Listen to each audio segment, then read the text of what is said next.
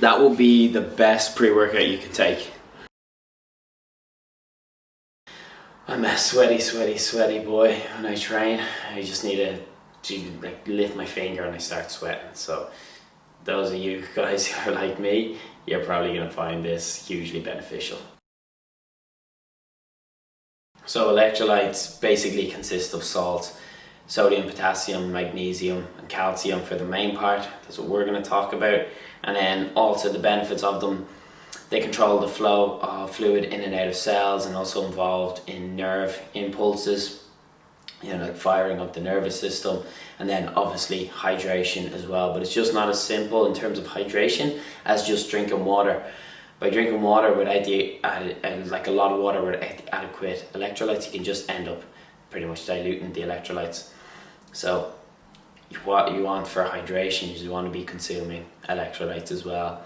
In terms of performance, mainly sodium, potassium, and a bit of magnesium and calcium as well. So like a little backstory for me, I was running parallel sprints with Jay, and first 3 I'd be explosive, I'd be fine, I'd be crushing it, and then it would come to 4 and 5 and I just hit a wall, my legs would fill up, just felt like full of like lactic acid and blood, and it just felt horrible, and my performance would absolutely tank. It would just fall off a cliff.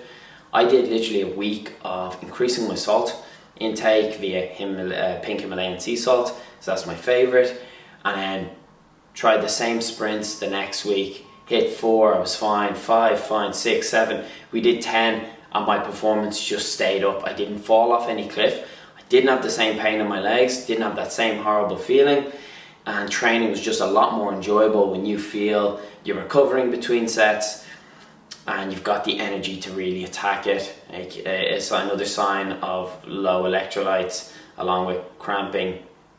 Could be like you don't feel, like you don't have a pep in your step, you don't feel strong. It's like your nervous system isn't firing. It could be numerous reasons for that, but low electrolytes could be one of them. So yeah, you can get electrolytes eating your diet from your food, but as someone who doesn't eat too much processed food, which tends to contain a lot of salt, I was actually missing quite a good bit of salt in my diet. So yeah, I was eating well, but at the same time I wasn't getting enough salt, so I actually had to consume more salt to make up for that. And that's a common thing with people who eat clean, or you know, who aren't eating a lot of junk food and processed food.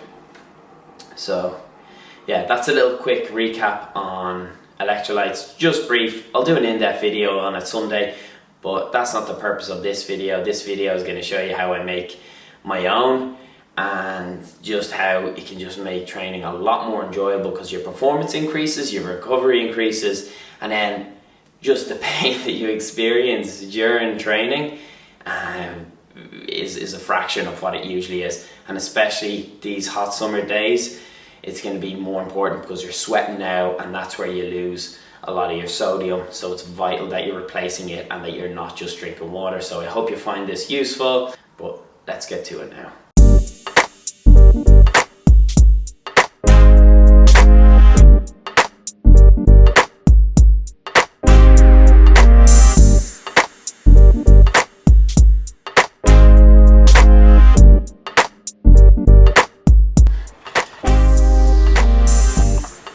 So there we go. This is my little pre-workout, my electrolyte I'm making myself.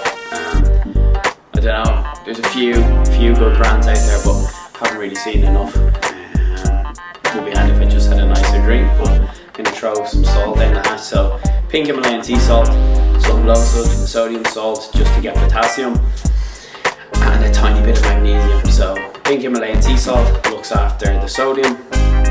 Low sodium salt looks after a bit of potassium. You don't want too much potassium, and then a tiny bit of magnesium as well, and just some carbs to wash it down. So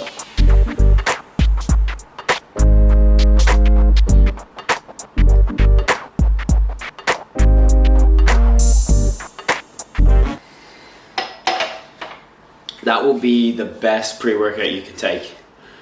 Throw in a coffee if you want, but if you're actually looking for a performance increase, hit that maybe maybe 30 minutes to an hour before your session and you're golden. Now I did take quite a bit because I've trained already today. I've sweated a ton, it's really warm, so I took about 3 grams of sodium, which is, 3 grams of salt, which is about 1,000 milligrams of sodium. I'd usually go about a third to a half of that, so about anywhere kind of like 300 to 500 grams of sodium is a good marker. About 100 grams, there's some that only have like 100 grams or so, it's not really enough, so I go with about 300 to 400. You're golden. Optional, some potassium and magnesium. I usually get enough potassium and magnesium through my food, but I do require that extra sodium, and that's what gives me a performance increase, and it just makes training feel a lot better. You don't get a horrible burn and pain if you're doing, say, high rep stuff or conditioning. You just recover a lot quicker, your legs don't feel as full and heavy, and you don't hit that wall as much, and it actually makes training a lot more enjoyable. So this is how we make it, and this is why we make it.